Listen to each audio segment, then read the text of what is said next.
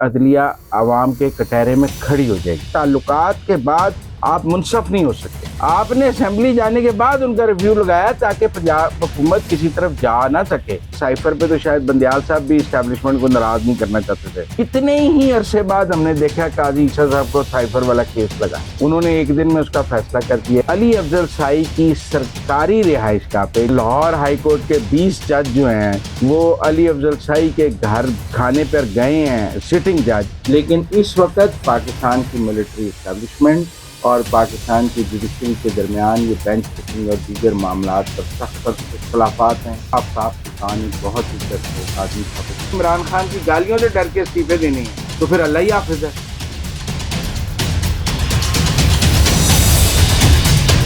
السلام علیکم، مجھے کہتے ہیں صوبیہ اشرف اور آپ دیکھ رہے ہیں پروگرام اندر کی بات مزمل سہروردی کے ساتھ۔ آج ایک طرف پاکستان تحریک انصاف نے لاہور میں جیل برو تحریک کا آغاز کر دیا ہے اور دوسری جانب عدلیہ اور حکومت کے درمیان ٹکراؤ کا آغاز ہو گیا ہے۔ اسی حوالے سے آج ہم بات کریں گے۔ السلام علیکم مزمل صاحب۔ السلام علیکم، کیا حال ہے؟ السلام، میں ٹھیک ٹھاک، آپ سنائیں ٹھیک ٹھاک ہیں؟ اچھا، اللہ کا شکر۔ اچھا یہ بتائیں کہ یہ حکومت اور عدلیہ کے درمیان جو ٹکراؤ کا آغاز ہوا ہے اور ابھی رانا ثناءاللہ صاحب نے کہا ہے کہ 2 ججز جو ہیں وہ متسبانہ رویہ اختیار کر رہے ہیں مسلم لیگ نون کے لیے، جسٹس اعجاز الاحسن اور جسٹس مظہر علی نقوی۔ تو یہ معاملہ کیا ہے، اندر کا معاملہ کیا ہے؟ دیکھیں، یہ لاوا بہت دیر سے پک رہا تھا اور چیف جسٹس عمر عطا بندیال صاحب کو بہت عرصے سے بینچ فکسنگ کے حوالے سے تنقید کا نشانہ بنایا جا رہا تھا کہ پورے سپریم کورٹ میں تمام مقدمات ایک ہی بینچ کے پاس لگ رہے تھے، وہی 3-4 جج سارے مقدمے سن رہے تھے اور ایک ہی جیسے فیصلے دیے جا رہے تھے۔ سب قانونی ماہرین کی رائے تھی کہ سپریم کورٹ میں 15-16 ججز ہیں، آپ سب کو موقع دیں اہم کیسز سننے کا۔ آپ نے پورا سپریم کورٹ 3-4 ججوں کو ٹھیکے پہ دے دیا ہے کہ بس وہی سپریم کورٹ کے مامے چاچے ہیں، سب کیس انہوں نے سننے ہیں، باقی جج گھر چلے جائیں۔ حالا آپ باقی ججز کو کوئی مقدمہ لگاتے ہی نہیں ہیں اور سارے کیسز جو ایک مخصوص بینچ کو لگائی جاتے ہیں اور مخصوص بینچ مخصوص فیصلے کری جا رہا ہے۔ تو یہ لاوا بہت دیر سے پک رہا تھا اور اب پھٹ گیا ہے۔ میرے خیال میں عمر عطا بندیال صاحب نے جو ہے وہ حالات کا اندازہ نہیں کیا، انہیں اندازہ نہیں تھا کہ یہ لڑائی بڑھتے بڑھتے پھر پبلک ڈومین میں آ جائے گی اور عدلیہ عوام کے کٹہرے میں کھڑی ہو جائے گی۔ لیکن آپ نے حکومت کو اتنا زچ کر دیا کہ اب وہ مجبور ہو گئی ہے بات کو پبلک ڈومین میں لانے کی۔ مظاہر علی نقوی صاحب کی جو آڈیو آ گئی اس کے بعد سپریم کورٹ اگر خاموش رہے گا تو آپ کے خیال میں پاکستان بار کونسل بھی خاموش رہے گی، آپ کے خیال میں حکومت بھی خاموش رہے گی۔ اچھا، میں مظاہر علی نقوی صاحب کے بارے میں یہ کہنا چاہتا ہوں کہ ان کی آڈیو سے کوئی غیر قانونی غیر آئینی بات سامنے نہیں آ رہی۔ لوگ کہتے ہیں کہ جی وہ کالے شیشوں والی گاڑی میں جا رہے تھے، کالے شیشوں والی گاڑی کو ایک وارڈن نے روک لیا، انہوں نے اس کے بعد شکایت کی، پھر اس شکایت پہ ساری حکومت سجدہ ریز ہو کے ان کے گھر پہنچ گئی معافی مانگنے۔ ویسے تو یہ بھی مس کانڈکٹ ہے، بھئی آپ کو وارڈن نے روکا ہے، آپ چلان کرا لیں، کیا فرق پڑتا ہے؟ اگر سپریم کورٹ کے جج کا چلان ہو جاتا اور اگر غلط چلان بھی ہو جاتا تو اس کا کوئی وہ قانونی راستہ ایک وکیل کے ذریعے اپنا لیتے کہ اس کا مطلب یہ تھا کہ پورے D I G S P کو وہ اپنے گھر بلا لیتے، principal secretary to C M کو بلا لیتے، سی ایم سجدہ ریز ہو جاتا ان کے گھر پہنچ کے کہ جی ساری حکومت معافی کی طلبگار ہے کہ آپ کو ایک وارڈن نے کالے شیشوں والی گاڑی پہ روک لیا ہے۔ یہ کوئی بہت ہی اعلیٰ مثال نہیں مظاہر علی نقوی صاحب نے قائم کی جو ان کے ڈیفنس میں کہی جا رہی ہے کہ جی وہ پرنسپل سیکرٹری تو اس لیے ان کے گھر گیا تھا کہ ان کی گاڑی کو ایک وارڈن نے روک لیا تھا اور آپ نے اس وارڈن کی شکایت جو ہے وہ chief minister, principal secretary to C M, I G سارے گھر بلا کے کر دی۔ یہ بھی کوئی میرا مطلب ہے اتنا اچھا کانڈکٹ نہیں ہے سپریم کورٹ کے جج کا۔ پھر دوسری بات یہ ہے کہ ججز کے ذاتی تعلقات ہونا کوئی بری بات نہیں ہے۔ ہم پہلے ججز کے ذاتی تعلقات ہوتے ہیں، سیاسی بھی ہوتے ہیں، غیر سیاسی بھی ہوتے ہیں، رشتہ داریاں بھی ہوتی ہیں، لیکن ایک کانڈکٹ یہ ہے کہ ہر جج رجسٹرار کو کہتا ہے کہ یار میرے ان لوگوں سے ذاتی تعلقات ہیں، آپ ان کے مقدمے مجھے نہ لگائے۔ آپ کے چودھری پرویز الہی کے خاندان سے، ان کی حکومت سے ذاتی تعلقات تھے، آپ کو چاہیے ان کے مقدمات نہ سنیں، آپ کو خود رجسٹرار کو کہنا چاہیے کہ آپ کیوں غلام محمد ڈوگر والے کیس کے بینچ میں بیٹھے ہوئے تھے جب آپ کے چودھری پرویز الہی سے تعلقات تھے۔ آپ کیوں دیگر بینچز میں بیٹھے ہوئے تھے جب آپ کے ان سے اتنے گہرے دیکھیں تعلقات کے بعد آپ منصف نہیں ہو سکتے. آپ اپنے بیٹے کا کیس نہیں سن سکتے, آپ اپنے رشتہ داروں کے کیس نہیں سن سکتے, آپ اپنے دوستوں کے کیس نہیں سن سکتے, کیونکہ آپ ان کے منصف نہیں ہو سکتے. تو اسی طرح اگر آپ کے تعلقات ہیں مظاہر علی نقوی صاحب کے تو بہت اچھی بات ہے, لیکن وہ مقدمے نہیں سن سکتے جن سے ان کے تعلقات ہیں. یہ پروفیشنل مس کانڈکٹ ہے. انہیں رجسٹرار سپریم کورٹ کو لسٹ اپ ڈیٹ کرتے رہنا چاہیے تھا کہ آج سے میرے فلاں سے تعلقات بھی قائم ہو گئے ہیں, وہ میرے گھر چکر لگا گیا, اب اس کا کیس بھی مجھے مت لگائیں, آج وہ اس سے بھی میری رشتہ داری ہو گئی ہے, اب اس سے بھی نہ لگائیں. آپ تعلقات بھی بناتے رہیں اور ان کے کیس بھی سنتے رہیں, یہ مس کانڈکٹ ہے. اسی طرح اعجاز الاحسن صاحب پر پہلی دفعہ تو اعتراض نہیں ہوا. جب پنجاب حکومت کا کیس سنا جا رہا تھا تب پوری وفاقی حکومت نے دست بدستہ سپریم کورٹ کو درخواست کی کہ فل کورٹ بنا دیں, لیکن سپریم کورٹ بضد تھی کہ یہی بینچ جو ہے وہ پنجاب کی قسمت کا فیصلہ کرے گا. اور آپ نے پکڑ کے ایک حکومت اٹھا کے عمران خان کو دے دی جو چودھری شجاعت کے خط کے بعد شاید ان کی نہیں بنتی تھی, اور آج بھی اس کا ریویو آپ سننے کے لیے تیار نہیں تھے. اور پیچھے جو ایم پی ایز آپ نے ڈی سیٹ کیے, آپ نے ان کا ریویو تب لگایا جب پنجاب اسمبلی ختم ہو گئی. Justice delayed is justice denied. وہ ایم پی ایس کا موقف تھا کہ ہمیں لیگلی ڈی سیٹ نہیں کیا گیا, وہ ریویو میں تھے آپ کے پاس. آپ نے اسمبلی جانے کے بعد ان کا ریویو لگایا تاکہ پنجاب حکومت کسی طرف جا نہ سکے, اور اس کے بعد آپ نے کہا کہ اب تو یہ بات ختم ہو گئی ہے, اسمبلی ختم ہو گئی ہے, اب ان اپیلوں کو سننے کا کوئی فائدہ ہی نہیں ہے ریویوز کا, فریکچوئس ہو گئے ہیں اور آپ نے ڈسمس کر دی. ایک آئینی نقطے کو وہاں بھی آپ کو اسے میرٹ پہ اس کا فیصلہ کرنا چاہیے تھا تاکہ آئندہ کے لیے بات طے تو ہوتی کہ ایسے ڈی سیٹ ہو سکتا ہے یا نہیں ہو سکتا. تو اس لیے میں سمجھتا ہوں کہ عدلیہ اور حکومت کے درمیان جو تناؤ ہے وہ بینچ فکسنگ سے شروع ہوا ہے, اور بندیال صاحب کا ایک مخصوص بینچ کی طرف جو جھکاؤ تھا ججز کو زیادہ کام دینے کا, اس نے سوال پیدا کیے, اور وہ سوال جو ہیں آج پبلک ڈومین میں موجود ہیں, اور ہمیں لگ رہا ہے کہ عدلیہ کٹہرے میں کھڑی ہے, اور عدلیہ جہاں اس کو منصف ہونا چاہیے وہ ملزم کے طور پہ کٹہرے میں کھڑی ہو گئی. یعنی جو آخری مہینے ہیں جسٹس عطا بندیال صاحب کے وہ کافی مشکل نظر آ رہے ہیں. نہیں, ایک تناؤ میں تو رہیں گے نا, آپ سپریم کورٹ کے چیف جسٹس کو ہٹا تو نہیں سکتے ہیں, لیکن آپ اس لڑائی میں عمر عطا بندیال صاحب کے پاس دو راستے ہیں. ایک تو وہ ریکنسیلیشن کی طرف جائیں اور اپنے جو بینچز کی فارمیشن ہے اس کو ٹھیک کریں, اور جو تنقید ہے جن چیزوں پہ اعتراض ہے وہ اعتراض ختم کر لیں تو ریکنسیلیشن ہو جائے گی. ایک یہ ہے کہ وہ اپنے پوائنٹ پہ سٹک کریں اور دوبارہ صبح سب کیسز اسی بینچ کو لگا دیں, تو پھر تناؤ ہو جائے گا, لڑائی ہو جائے گی.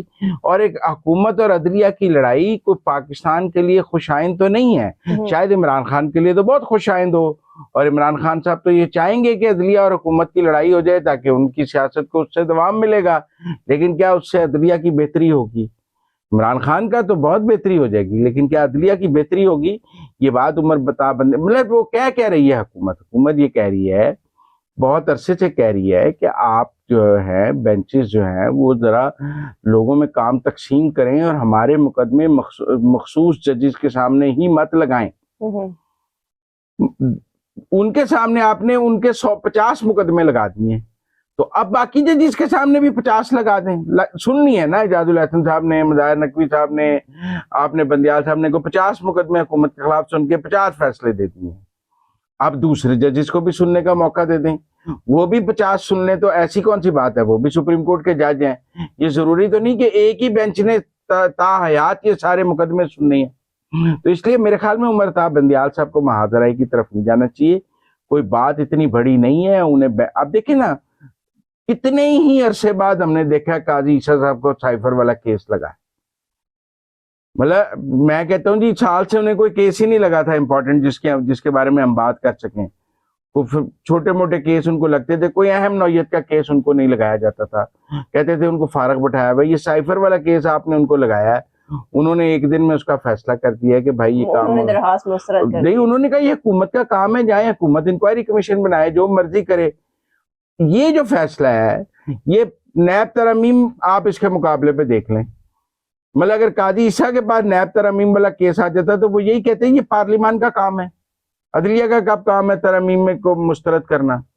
آج کے فیصلے کی روشنی میں انہوں نے کہا نا کہ سپریم کورٹ کے ساتھ پارلیمان کی بلڈنگ ہے, آپ وہاں چلے جائیں. جو بینچ نیب ترامیم کا کیس پچھلے 6 مہینے سے سن رہا ہے اس کو یہ بات نہیں سمجھ جو قاضی عیسیٰ کو سمجھ ہے کہ بھائی پارلیمان کا کام ہے ہمارا کام نہیں ہے, ہم ایگزیکٹو کے معاملات میں مداخلت کیوں کریں.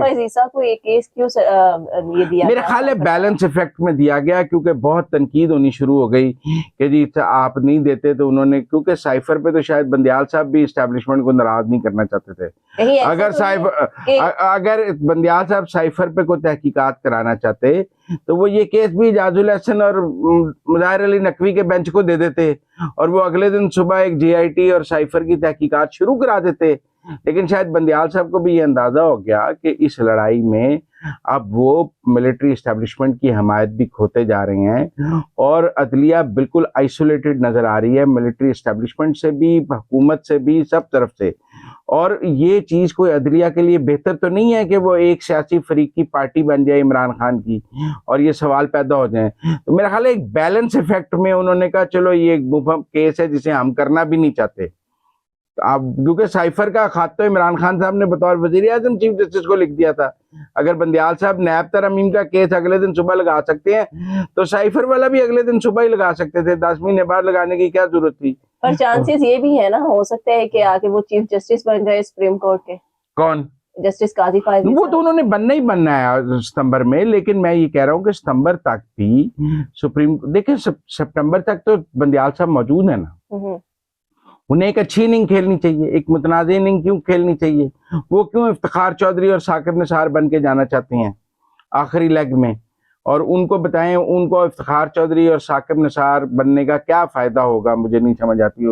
عمر عطا بندیال صاحب کو, انہیں کو بھگوان داس بننا چاہیے. اچھا, عمر عطا بندیال کے بعد لاہور ہائی کورٹ کے چیف جسٹس کی شخصیت بھی تنازعات کی زد کا شکار ہو رہی ہے, اس کی کیا وجہ ہے؟ دیکھیں اس سلسلے میں نا میں کوئی زیادہ بات تو نہیں کرنا چاہتا, وہ چیف جسٹس ہیں, لیکن ایک سوال عطا تارڑ کا بہت زبردست ہے اور میں سمجھتا ہوں chief justice Lahore high court کو اس کا جواب دینا چاہیے. دیکھیں عطا تارڑ صاحب نے سوال کیا ہے کہ علی افضل سائی کی سرکاری رہائش گاہ پہ جب وہ وزیر تھے پی ٹی آئی کے, لاہور ہائی کورٹ کے ججز کا کھانا ہوا ہے اور اس میں لاہور ہائی کورٹ کے 20 ججز نے شرکت کی ہے. ججز کو وزیروں کے کھانوں میں آفیشل ریزیڈنسز میں جانے کی کیا ضرورت ہے؟ ٹھیک ہے وہ chief justice Lahore high court کی بیٹی کا گھر ہے, داماد کا گھر ہے, لیکن داماد وزیر ہے پی ٹی آئی کا, اور وہ جو رہائش گاہ ہے وہ سرکاری رہائش گاہ ہے جی او آر کی. تو مجھے نہیں, اگر عطا تارڑ صاحب کا یہ الزام درست ہے کہ لاہور ہائی کورٹ کے 20 جج جو ہیں وہ علی افضل سائی کے گھر کھانے پر گئے ہیں سٹنگ جج, تو پھر ان 20 ججز کو کوئی مسلم لیگ نون کا اور حکومت کا کوئی مقدمہ نہیں سننا چاہیے. وہ کہیں گے ہمارے بڑے ذاتی تعلقات ہیں پی ٹی آئی کے ساتھ, ہم ان کے وزیروں کے گھر کھانے پہ جاتے رہے ہیں, تو لہذا ہم ان 20 ججز کو تو کوئی مقدمہ نہیں سننا چاہیے. پی ٹی آئی نہ پی ٹی آئی کا سننا چاہیے نہ مسلم لیگ نون کا سننا چاہیے, کیونکہ فریق ہو گئے آپ کو سیاسی کھانوں میں جانے کی کیا ضرورت ہے وزیروں کے گھروں میں. اور یہ وہ اگر کرنا تھا کوئی اپنی پرائیویٹ ریزیڈنس پہ کرتا بندیال سے, اگر امیر بھٹی صاحب اپنی بیٹی کا یا اپنے داماد کی کوئی ملاقات بھی ججز سے کرانے چاہتے تھے تو اپنے گھر کھانا کر لیتے. وزیر کے گھر کھانا کر کے وہاں 20 ہائی کورٹ کے ججز کا جانا کو پاکستان کی عدالتی تاریخ کا کوئی مثبت چہرہ نہیں ہے. اس مثال کی یہ کوئی قابل تقلید مثال نہیں ہے کہ ججز جو ہیں وہ وزیروں کے گھر کھانوں پر جوک در جوک 20 کے قریب پہنچ گئے ہیں اور پھر ہم اس کے بعد کہیں کہ یہ عدلیہ نیوٹرل ہے. جب آپ ایک وزیر کے گھر سارے ججز بیٹھے ہوں گے تو نیوٹرلٹی تو ختم ہوگی. اچھا, یہ عدلیہ اور حکومت کا جو ٹکراؤ کا آغاز ہوا ہے, اس میں اسٹیبلشمنٹ کس کے ساتھ کھڑی ہے؟ فوج. آپ کا اسٹیبلشمنٹ سے مراد ہے فوج.